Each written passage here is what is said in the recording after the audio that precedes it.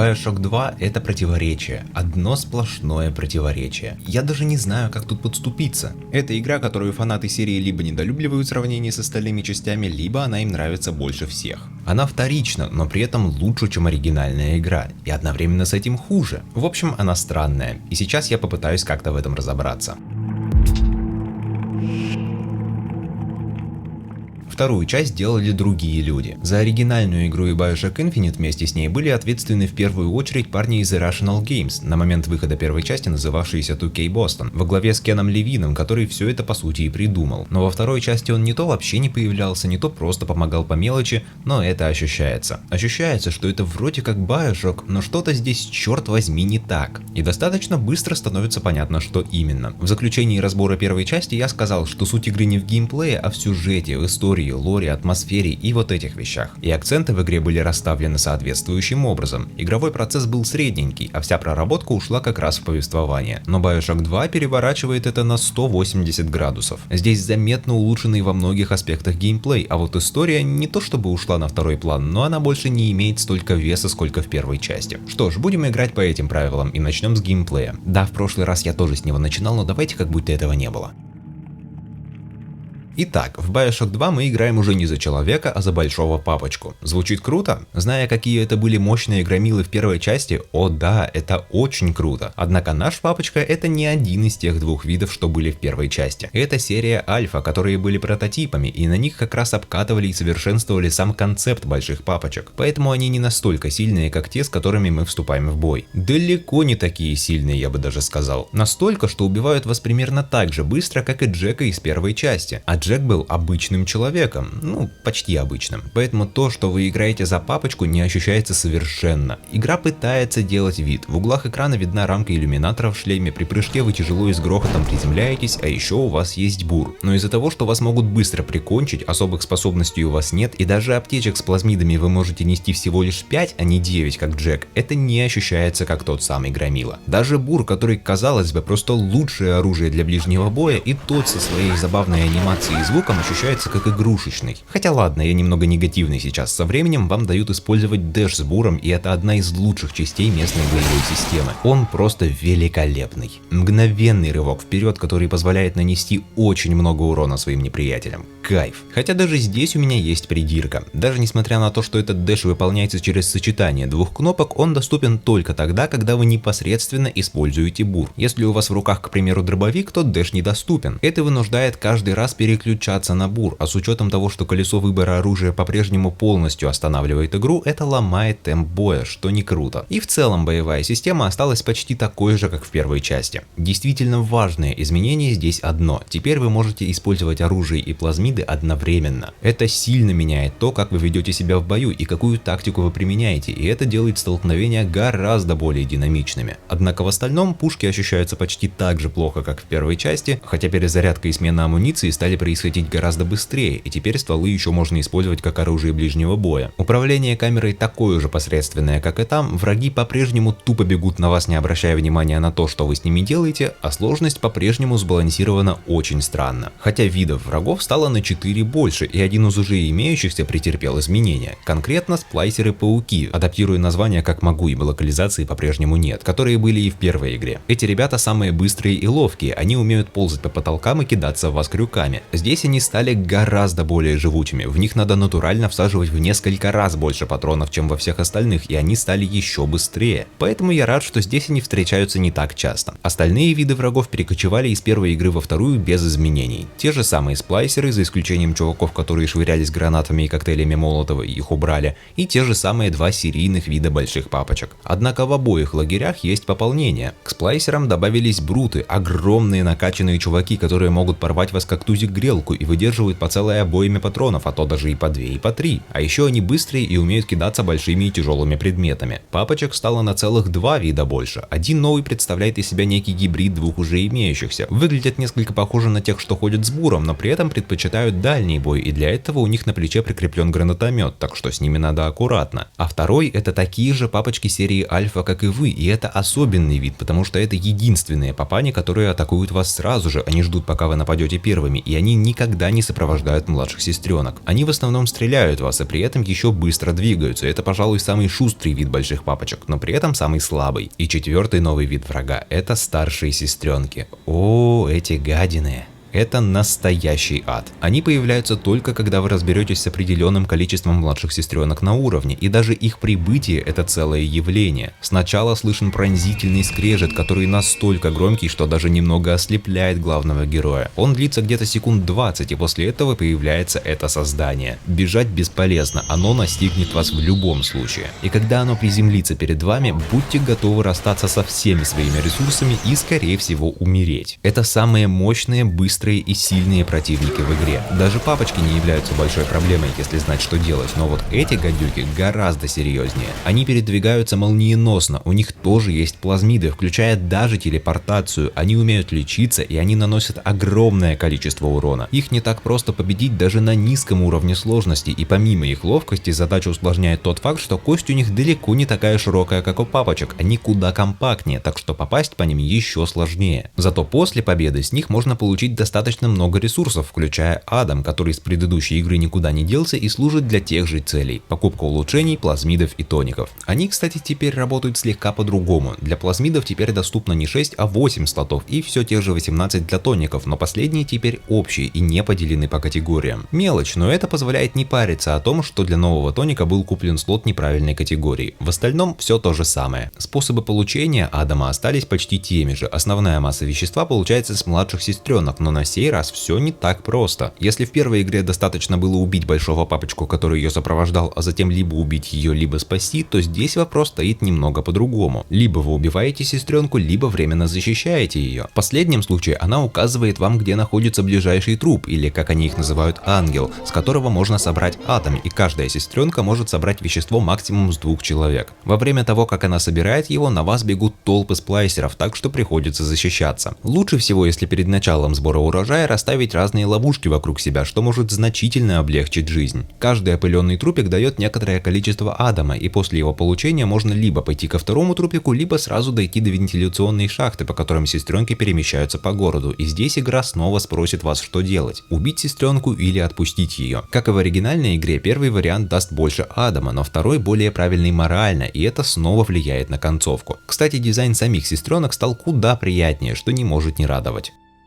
Есть еще одна улучшенная механика, а конкретно взлом. Сильно улучшенная. Теперь это по сути игра на реакцию. Вам нужно вовремя останавливать стрелку в зеленой или синей зоне, избегая белой, которая шарахнет током и отнимет немного здоровья, и красной, которая поднимет тревогу. Зеленые зоны просто выполняют взлом, а синяя дает вместе с этим еще какой-то бонус. К примеру, торговый автомат выплюнет бесплатный предмет, турели будут наносить больше урона врагам, а в сейфе найдется больше денег. Сама мини-игра теперь происходит в реальном времени и не ставит игру на паузу, и длится она не дольше секунд 10. Со временем она становится сложнее, правильные зоны становятся все меньше, и на каждый шаг дается все меньше времени. И самое классное, появились специальные дротики, которыми можно стрелять в устройство и взламывать их на расстоянии, что часто дает серьезное тактическое преимущество. Автохак и пропуск взлома за деньги никуда не делись, и автоматический взлом может быть произведен специальным дротиком. В общем, это уже в разы лучше, чем в первой части, и в Bioshock 2 взлом не становится какой-то надоедливой механикой, взаимодействия с которой пытаешься избегать аки Нео из Матрицы, а является действительно неплохо сделанной частью игры.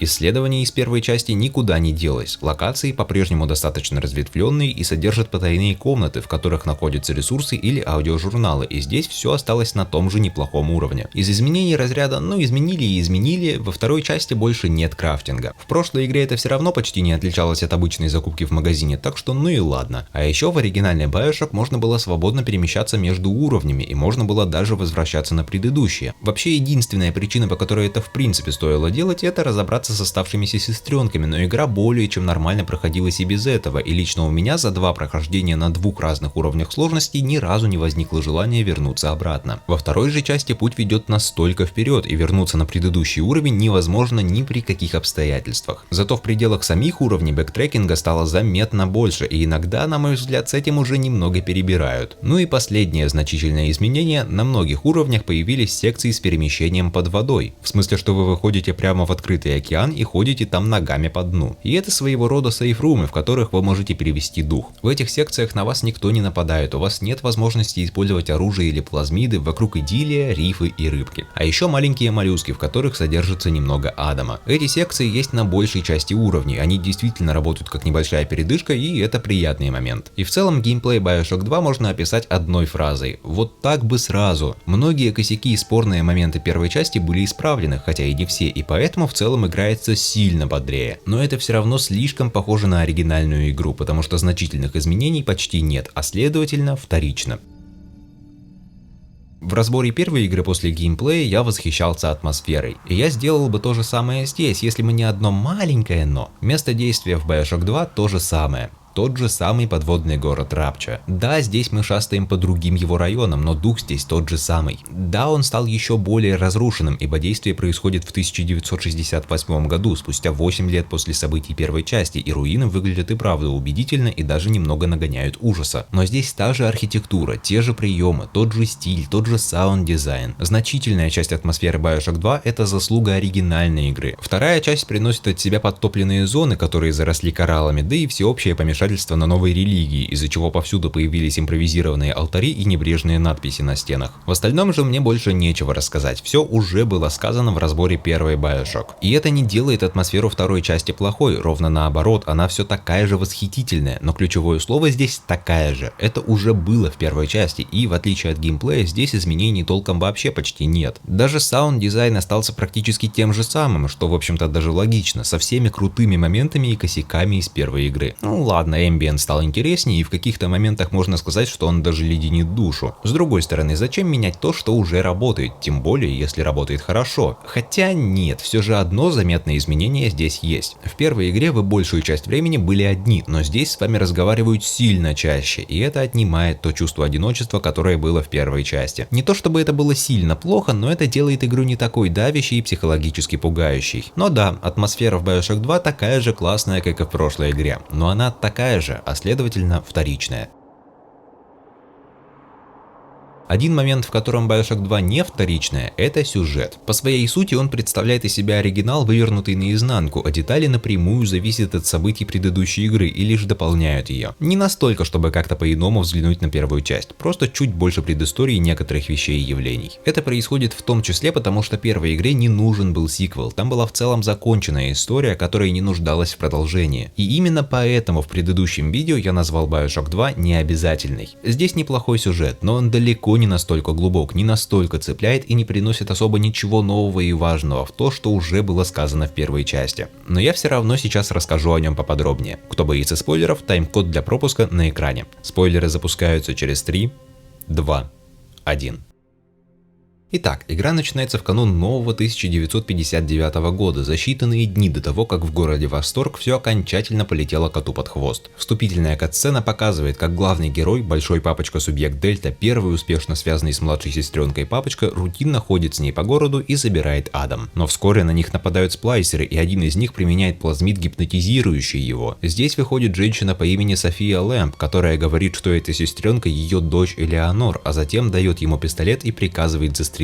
Под действием плазмида он совершает суицид. Но через 10 лет он возрождается в витокамере, в которых мы еще в первой игре возрождались после смерти, и начинает получать телепатические просьбы о помощи от Элеонор. Дельта встречается с доктором Тененбаум, которая говорит, что ему нужно быстрее идти в штаб компании Fontaine Futuristics, где держит Элеонор, иначе, если ее начнут перемещать и между ними увеличится расстояние, сердце Дельты остановится. После этого с ним связывается союзник Тененбаум по имени Август Синклер, который будет нашим проводником всю дорогу. Он без бизнесмен, и он хочет выбраться на поверхность, в чем ему может помочь Дельта. По пути из аудиологов мы узнаем, что София Лэмп — это психолог, которую когда-то нехотя пригласил Эндрю Райан, основатель этого города, чтобы она помогала людям справляться с подводной жизнью. Однако на своих сеансах она убеждала людей присоединиться к своему культу под названием «Семья Восторга» — The Rapture Family в оригинале. Вскоре она стала участвовать в публичных дебатах с Райаном, где часто побеждала, поэтому он поручил с ней разобраться, и это задание было отдано Синклеру. Он в свою очередь нанял репортера Стэнли Пула, который внедрился в культ, а затем выдал Софию, и ее отправили в тюрьму, а Стэнли вместо Софии временно поставили управлять парком Диониса, которым она владела и в котором она распространяла свою философию. Свою дочь она оставила на попечение своему доверенному лицу, певице Грейс Холлоуэй. Через какое-то время Элеонор узнала, что Стэнли стал делать в том парке. Он использовал власть ради своей выгоды и пообещала рассказать маме о том, что происходит, поэтому Пул похитил ее и продал в приемный дом младших сестренок, не думая, чем это может обернуться, и продолжил заниматься своими делами. А в 1958 София как раз сбежала из тюрьмы, со временем обо всем узнала и силой вернула себе дочь, которую с того момента пыталась вернуть к обычному состоянию. Но получалось не очень, поэтому в итоге она решила с помощью Адама превратить Элеонор в некого сверхчеловека, который мог бы стать абсолютным гением восторга и служить народу. Также она видела в действиях Джека из первой части пример идеального альтруизма, при этом зная, что им управляли. Поэтому она работала над тем, чтобы убрать из людей свое «я» и сфокусировать внимание на нуждах общества. В отличие от философии Эндрю Райана, который пытался сконцентрироваться на личности и сделать общество счастливым таким путем. Этих целей своей матери и испугалась Элеонор, поэтому она тайком помогала Тененбауму воскресить Дельту, чтобы тот хоть что-то смог с этим сделать и в идеале сбежать с ней из города. После столь масштабного отступления, пожалуй, стоит вернуться к основному сюжету. Дельта и Синклер постепенно пробираются к штабу Fontaine Futuristics, преодолевая различные сложности. То их поезду преграждает дорогу глыба льда, то София устраивает в городе локдаун, который вынуждает искать обходные пути. Один из них ведет как раз через отель Синклера, которым сейчас управляет Холлоуэй, и у нее есть ключ, с помощью которого можно снять блокировку. Грейс держит обиду на Дельту, потому что тот когда-то сломал ей челюсть, когда она пыталась приблизиться к его сестренке, что разрушило ее карьеру певицы. И когда мы встречаемся с ней, нам дается выбор – убить ее или пощадить. Это один из 3 подобных случаев за игру, и это тоже влияет на концовку. Получив ключ, Дельта и Август едут дальше, но их поезд подбивает торпеда, которую запустил отец Саймон Уэльс, один из самых верных приспешников Софии. От удара поезд значительно повреждается, Дельту выпрасывает в океан, а Синклер докатывается до парка Диониса, который сейчас полностью затоплен, поэтому Август просит его быстрее слить воду, иначе у него закончится кислород. Пробираясь к станции управления через импровизированный храм, Дельта убивает Уэльса, который вместе со своими людьми нападает на него, а затем сливает воду в парке. Но с ним связывается София и, демонстрируя, что ради блага общества и своих планов на Элеонор она готова пойти на все, затапливает район, в котором находится Дельта, и таким образом убивает всех, кто там был в этот момент. Протагонист же добирается до парка, где должны быть новые вагоны для поезда, но доступ к ним отрезал Стэнли Пул. Он обещает открыть к ним доступ, если Дельта очистит парк от сестренок и папочек. Пока он занимается этим, выясняется, что Стэнли когда-то написал статью в газете о том, кем Дельта был раньше. Оказывается, он был обычным дайвером, который во время очередного погружения случайно нашел сей чудный город, где его приняли с распростертыми объятиями, а в газете его прозвали Джонни Топсайд. Однако Райан в это не верил и думал, что он, как и Джек из первой игры, шпион из ЦРУ или КГБ, а поэтому, по наводке того же Стэнли, отправил его в тюрьму, где над ним стали проводить опыты и со временем превратили в большого папочку. Также обнаружилось, что когда Стэнли узнал о том, что София выбралась из тюрьмы, он решил затопить парк, чтобы заставить молчать членов культа, которые могли проболтаться о том, что делал Пул. А София, связавшись с Дельтой, рассказывает в присутствии Пула, что она обо всем этом знала и дает главному герою возможность решить, пощадить ли этого человека или убить. После этого Синклер и Дельта наконец добираются до компании Fontaine Futuristics, но их останавливает некий Гилберт Александр. Он был одним из лучших ученых в городе, который со временем встал на сторону Софии и вызвался добровольцем в ее опытах. В итоге он поглотил слишком много Адама и, поняв, что ничем хорошим это не кончится, записал сообщение, помогающее получить доступ к лаборатории, в которой он будет содержаться, и просьбами лишить его жизни при возможности. Дельта добирается до этой лаборатории и получает генетический ключ Гилберта, чтобы получить доступ к тюрьме Персефон, где и находится Элеонор. В этом же месте присутствует выбор – оставить мутировавшего Гилберта или убить его. Дельта прибирается в тюрьму и находит Элеонор, которая лежит в специальной комнате. Пока он пытается в нее войти, на него нападают сразу 2 старших сестренки, которых он побеждает, и затем, снова подходя к комнате Элеонор, видит, что София тоже находится внутри. Она душит Элеонор подушкой, останавливая ее сердце на достаточно долгое время, чтобы отключить тело Дельты. В итоге он оказывается захвачен, а его связь с Элеонор разорвана, поэтому теперь его сердце ослаблено. Но Элеонор отправляет к нему младшую сестренку со специальным плазмидом, который позволит управлять ей. Таким образом мы видим то, как видят мир они, и это весьма жуткое зрелище, несмотря на внешнюю идиллию. Дельта-сестренка находит детали костюма старшей сестренки и приносит их Элеонор, которая в новом обличии освобождает Дельту, и они планируют сбежать из города на челноке Синклера. Но София собирается взорвать несущие конструкции тюремного комплекса, чтобы отправить все ко дну. Также оказывается, что она захватила и Августа тоже и превратила его в большого папочку. Едва сохраняя остатки разума, он просит Дельту убить его, потому что он не хочет жить в таком виде, и в своих последних словах он благодарит его и говорит, чтобы он не винил себя за содеянное. В итоге Элеонор и Дельта добираются до челнока, но София все же взрывает опоры, а Дельта успевает зацепиться за челнок в самый последний момент, уже получив смертельное ранение от взрыва. Отсюда идет одна из нескольких концовок, их около 6 вроде бы, каждая из которых определяет, спасет ли Элеонор свою тонущую мать или нет, какие выводы она сделает из действий Дельты и заберет ли себе частичку его Адама, чтобы помнить о нем и пользоваться его помощью в своей жизни. На этом сюжет Bioshock 2 завершается.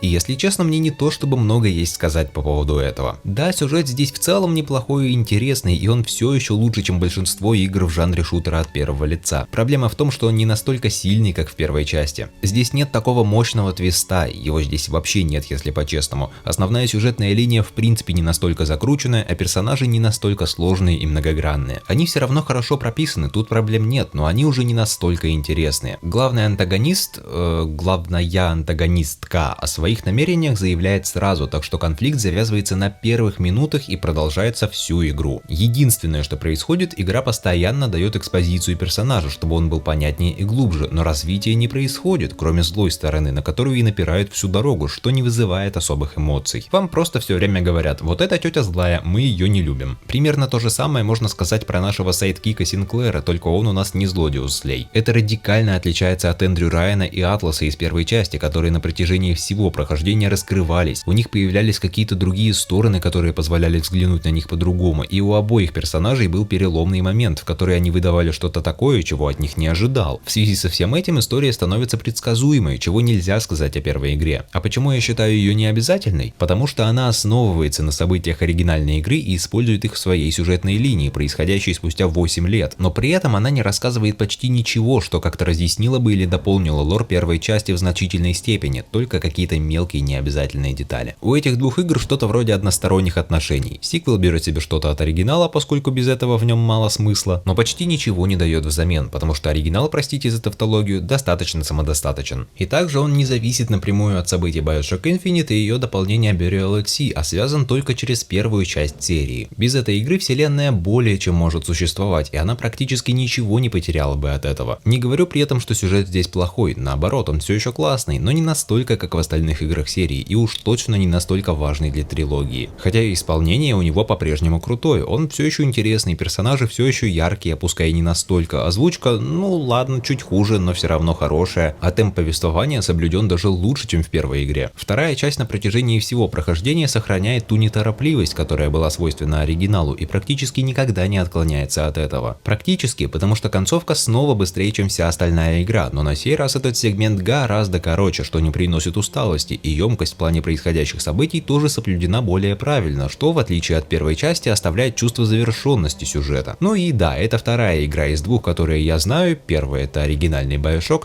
которая правильно обращается с немым протагонистом. Там это работало на сам сюжет и те темы и вопросы, которые он поднимал. Здесь же это работает непосредственно на персонажа. Во второй части мы играем за большого папочку, а они, как мы знаем еще с оригинала, разговаривать не умеют, только издавать страшные звуки. Вот и здесь это соблюдено, это имеет под собой логическое обоснование, соответственно, у меня нет претензий к тому, что главный герой за все 10-12 часов прохождения не произносит ни слова. Но свойство первой части, которое сиквел по большей степени потерял, это оправданность вида от первого лица. В оригинале он был оправдан еще как, там была тема с контролем разума главного героя, и вид от первого лица помогал лучше это прочувствовать. Вторая же игра никаких подобных тем не вводит, и поэтому вид от первого лица не особо помогает дополнительно связываться с протагонистом, за исключением одного момента — встречи со Стэнли Пулом. Из трех NPC, судьбу которых мы решаем в игре, только он действительно хорошо связан с главным героем, и он несет прямую ответственность за его участь. И когда мы узнаем правду о его деяниях, это ой как влияет на решение игрока. И через глаза Дельты, который видит перед собой человека, который поспособствовал его превращению в монстра, который разрушил еще одну жизнь и вообще много плохого натворил, этот момент решения ощущается куда острее и мощнее. Но это чуть ли не единственный момент за всю игру, когда вид от первого лица действительно делает повествование лучше, и даже нормальную экспозицию к нему она начинает давать лишь минут за 30-40 до этого. Все остальное могло бы спокойно существовать при виде от третьего лица, как книга или как фильм. Единственное оправдание данному виду повествования, которое дает игра, это геймплей и дизайн локаций. Здесь по-прежнему много узких комнат и коридоров, а главный герой у нас огромных размеров, и с видом от третьего лица много где было бы просто не развернуться, и играть было бы неудобно. Кроме всего этого, мне больше нечего сказать про сюжет BioShock 2, кроме как, ну норм, неплохо.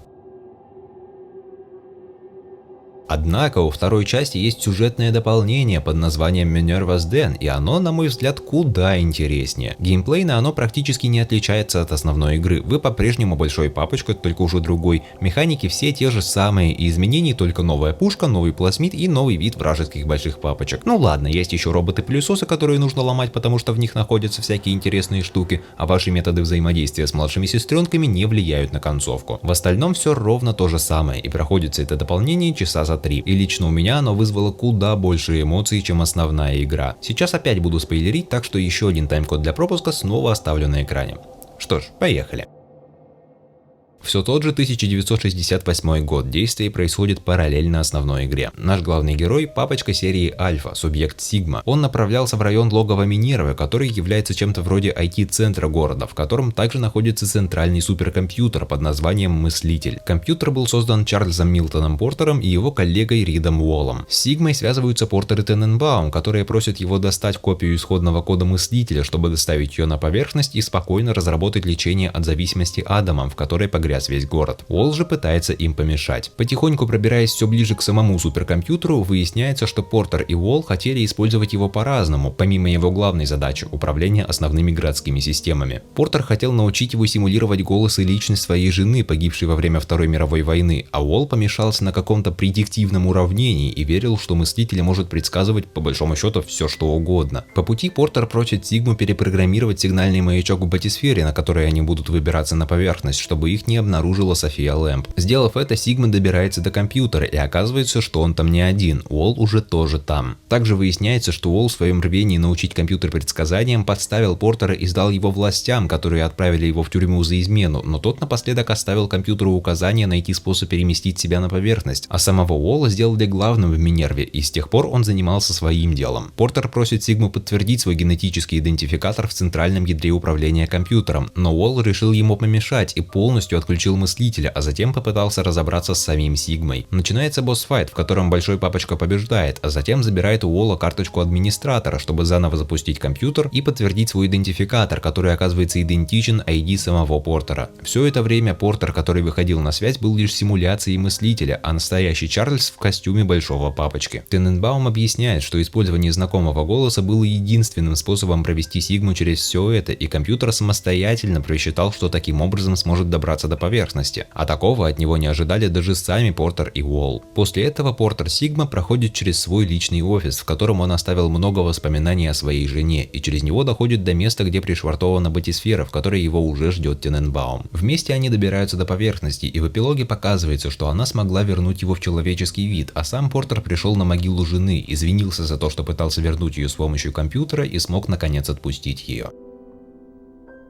И вот это уже куда интереснее, на мой взгляд. Это гораздо более личная и приземленная история, чем в основной игре, и поэтому она работает сильнее. Финальный твист действительно неожиданный, а персонажи и их отношения прописаны настолько круто, что в конце я был близок к тому, чтобы пустить слезу. Сцена в конце, когда Портер проходит через свой кабинет и вам дают самостоятельно все посмотреть, послушать и при этом отбирают весь интерфейс и оружие, очень сильно помогает понять этого персонажа еще лучше и проникнуться к нему еще большим сочувствием и симпатией. Это самый мир мирный и спокойный момент во всей Bioshock 2, который и дает игроку отдохнуть от того пути, который он проделал, и при этом еще что-то рассказывает, еще какие-то эмоции вызывает. История в общем и целом здесь небольшая, и деталей тут не очень много, так что и сильно распространяться здесь не про что, но я скажу вот что. Дополнение буквально за пару часов проводит вас через половину трагической жизни главного персонажа и рассказывает ее настолько круто, что не остаться тронутым просто невозможно. В отличие от основной игры, которая затрагивает в том числе более масштабные темы, которые могут не настолько хорошо резонировать с игроком, и что уж там некоторые моменты там вообще выглядят странно. Minerva's Den — это красивая история одного человека, который пытался заполнить свою внутреннюю пустоту и потерял себя, но нашел, и рассказанная по сути им самим. Здесь всего 5 персонажей, считая главного героя, что делает эту историю более камерной и уютной, что ли, и она повествует об одном из немногих действительно хороших и добрых людей в этом городе, что для серии в принципе нетипично. Именно это дополнение — это лучший момент всей Bioshock 2, и ради него, как я считаю, и стоит в первую очередь играть в эту игру.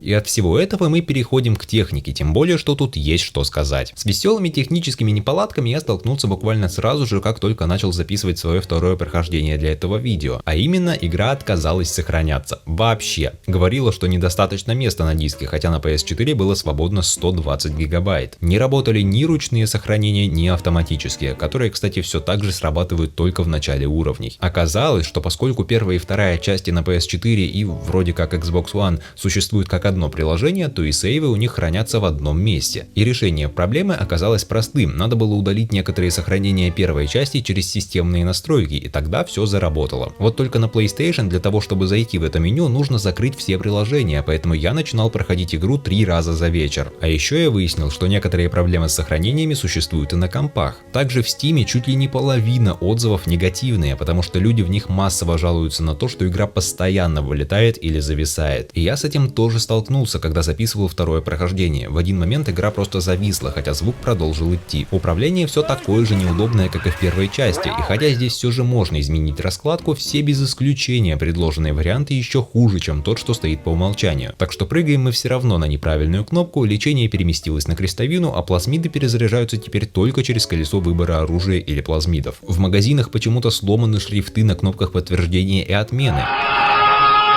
А в титрах без косяков снова не обошлось. Со звуком все еще все плохо, хотя чуть получше, чем в первой части, но зато тут хренова гора переносов одной буквы. Не шучу, просто одна буква остается висеть на другой строчке. Как нас всех в школе учили никогда не делать. Некритичный косяк, который все равно начинает подбешивать, при загрузке уровня игра теперь просит нажать крестик, чтобы продолжить, а не запускает на уровень автоматически, но после нажатия кнопки она подвисает на несколько секунд, что немного раздражает. Графика технически осталась примерно на том же уровне, что и первая часть. Хоть движок тот же самый, Unreal Engine 2, но при том, что между играми 3 года прошло, 2007 и 2010, каких-то значительных улучшений в плане визуала лично я увидеть не смог. Во всяком случае в ремастере для PlayStation 4. И если первый Bioshock я мог похвалить за графику, то второй, ругать не стану, конечно, но от более новой игры хотелось бы видеть что-то покрасивше. А то даже в этом самом ремастере по-прежнему встречаются плохие текстуры и низкополигональные модели. Так что технически состояние Bioshock 2 можно описать как такое себе. Вы наверняка столкнетесь с какими-либо проблемами и косяками, если будете ее проходить, и неважно, на чем вы играете, на консолях или на компьютере.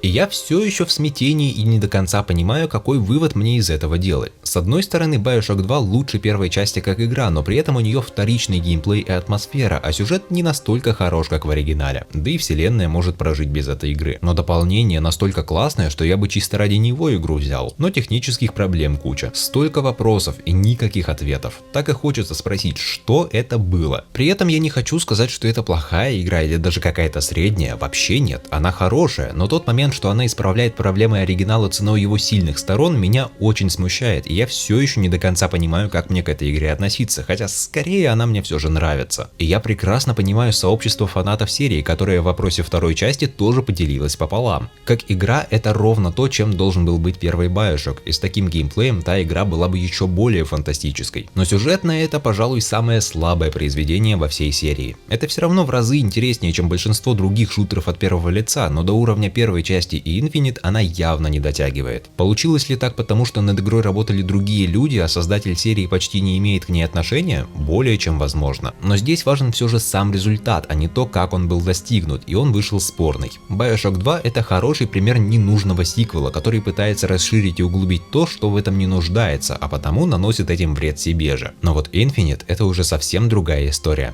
и там много о чем есть поговорить. Спасибо за просмотр. Не забывайте ставить лайки и делиться этим видео, чтобы поддержать канал, а также подписывайтесь и бейте в колокол, чтобы не пропустить разбор BioShock Infinite, который, я надеюсь, выйдет скоро. Ну и беседы о других играх тоже. А на сегодня все. До скорого.